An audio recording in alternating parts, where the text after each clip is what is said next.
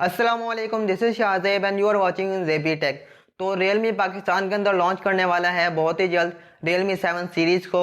Realme 7 series के अंदर हमें दो स्मार्टफोन देखने को मिलेंगे, एक Realme 7 Pro और एक सिंपल Realme 7। तो Realme 7 Pro की तो मैंने डेडिकेटेड वीडियो बनाई हुई है, आपको आई बटन पे या फिर डिस्क्रिप्शन में लिंक मिल जाएगा। इस वीडियो के बाद आप वो भी देख सकते हैं अगर आप देखना चाहते हैं। तो आज की इस वीडियो के अंदर मैं बात करूंगा Realme 7 के बारे में। इसके अंदर हमें क्या स्पेसिफिकेशंस देखने को मिलती हैं, कौन से फीचर्स न्यू दिए गए हैं और इसको कब तक पाकिस्तान के अंदर लॉन्च कर दिया जाएगा और जो इसकी प्राइस है वो क्या होने वाली है।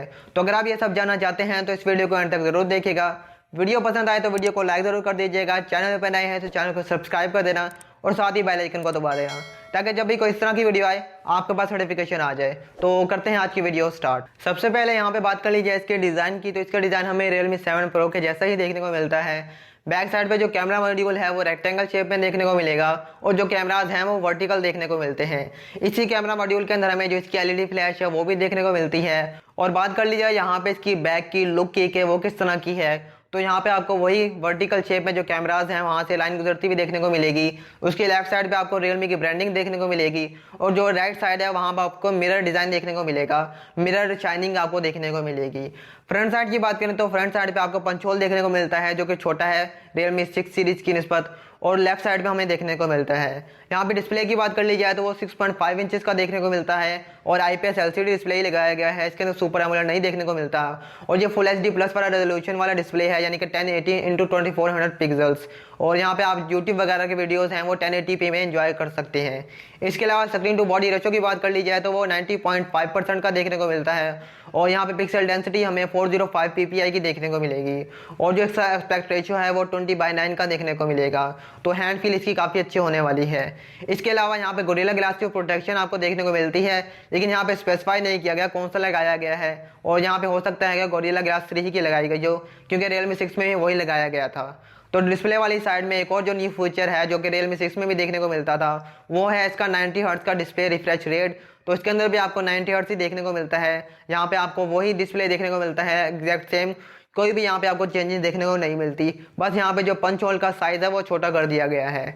तो डिस्प्ले यहाँ पे आप बिल्कुल सेम वैसा ही समझ सकते हैं। नेक्स्ट यहाँ पे बात कर लीजिए इसकी बैटरी की, जो कि अपग्रेड की गई है एज कम्पेयर टू Realme 6। यहाँ पे आपको 5000 mAh की बैटरी देखने को मिलेगी, जिसके साथ आपको जो फास्ट चार्जिंग है वो भी 30 वॉट की देखने को मिलती है, जो कि इस बार Realme ने नाम दिया है उसको डार्ट चार्ज का।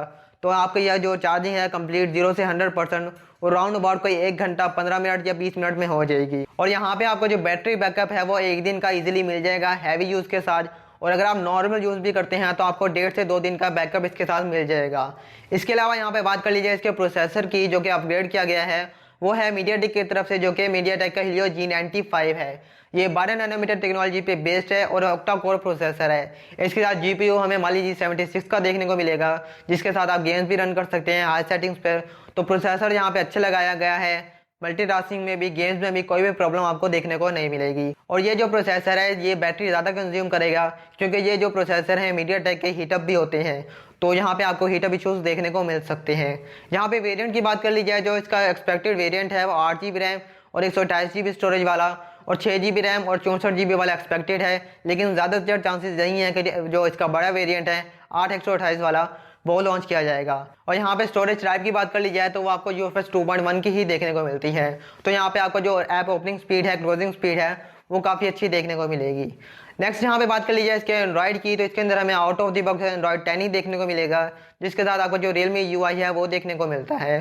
तो एंड्रॉइड वाली साइड से भी ये ठीक देखने को मिलता है, जहाँ पे एंड्रॉइड 11 दिया जाता है, जो कि काफ़ी अच्छी बात होती, लेकिन उसकी अपडेट भी जल्द ही इसके अंदर देखने को मिल जाएगी। नेक्स्ट यहाँ पे बात कर लीजिए इसके कैमराज की, तो इसके अंदर हमें जो कैमराज हैं वो सेम वैसे ही देखने को मिलते हैं जो कि Realme 6 में देखने को मिलते थे। फ्रंट साइड पे 16 मेगापिक्सल का सेल्फी शूटर देखने को मिलता है। बैक की बात कर ली जाए तो बैक साइड पे 64 मेगापिक्सल का जो मेन सेंसर है वो देखने को मिलेगा, और जो कि सोनी का सेंसर है सोनी IMX682। और जो सेकंड लेंस है वो 8 मेगापिक्सल का अल्ट्रा वाइड लेंस देखने को मिलेगा, और जो बाकी दो लेंस हैं उसके अंदर 2 मेगापिक्सल का मैक्रो सेंसर और 2 मेगापिक्सल का जो डेप्थ सेंसर है वो देखने को मिलता है। इसके अलावा यहाँ पे वीडियो रिकॉर्डिंग की बात करें तो बैक साइड से 4K 30fps की वीडियो रिकॉर्डिंग आपको देखने को मिलेगी, और जो स्लो मोशन है वो भी 240fps तक के आपको देखने को मिलेंगे। इसके साथ साथ आपको जो EIS है, इलेक्ट्रॉनिक इमेज स्टेबलाइजेशन, वो भी देखने को मिलती है। तो कैमरा वाली साइड से ये स्मार्टफोन ठीक देखने को मिलता है, बुरा नहीं है। लेकिन यहाँ पे अगर अपग्रेड किया जाता, अच्छे कैमराज दिए जाते तो काफ़ी अच्छी बात होती। तो यहाँ पे कैमराज वही दिए गए हैं, बस आप इनको एवरेज कह सकते हैं। नेक्स्ट यहाँ पे बात कर लीजिए इसके फिंगरप्रिंट स्कैनर की, तो इसकी बैक साइड पे हमें वो देखने को नहीं मिलता।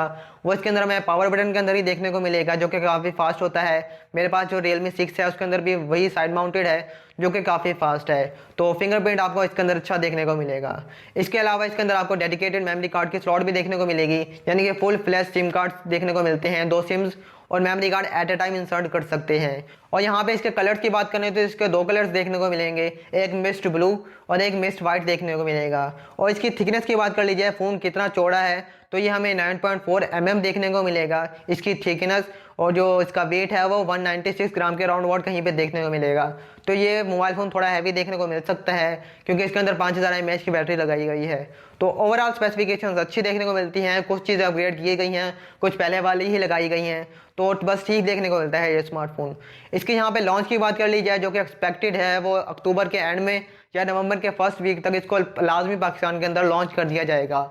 और यहाँ पे इसकी प्राइस रेंज की बात कर ली जाए तो इसकी जो प्राइस है वो अंडर 40,000 ही होने वाली है, क्योंकि 42,000 के अंदर पोको X3 भी देखने को मिलता है, जो कि काफ़ी अग्रेसिव प्राइस के साथ लॉन्च किया गया है। उसकी जो स्पेसिफिकेशंस है काफ़ी अच्छी देखने को मिलती हैं। तो मेरा नहीं ख्याल कि Realme जो 7 सीरीज़ है उसके अंदर जो Realme 7 है वो 40,000 से ऊपर लॉन्च करे, 40,000 से नीचे ही लॉन्च करेगा। मेरी जो एक्सपेक्टेशंस हैं Realme से यही हैं कि वो नीचे ही लॉन्च करे। आपके क्या ओपिनियंस हैं नीचे कमेंट्स जरूर बताइएगा। और इसका जो राइट प्राइस टैग है वो क्या होना चाहिए, आप ये भी कमेंट में जरूर बताइएगा। तो बस ये थी आज की वीडियो। अगर आपको वीडियो पसंद आई हो तो इस वीडियो को लाइक जरूर कर दीजिएगा। चैनल पर नए हैं तो चैनल को सब्सक्राइब कर देना और साथ ही बेल आइकन को दबा देना, ताकि जब भी कोई इस तरह की वीडियो आए आपके पास नोटिफिकेशन आ जाए। तो बस मिलते हैं किसी नई वीडियो में, तब तक के लिए अल्लाह हाफिज़।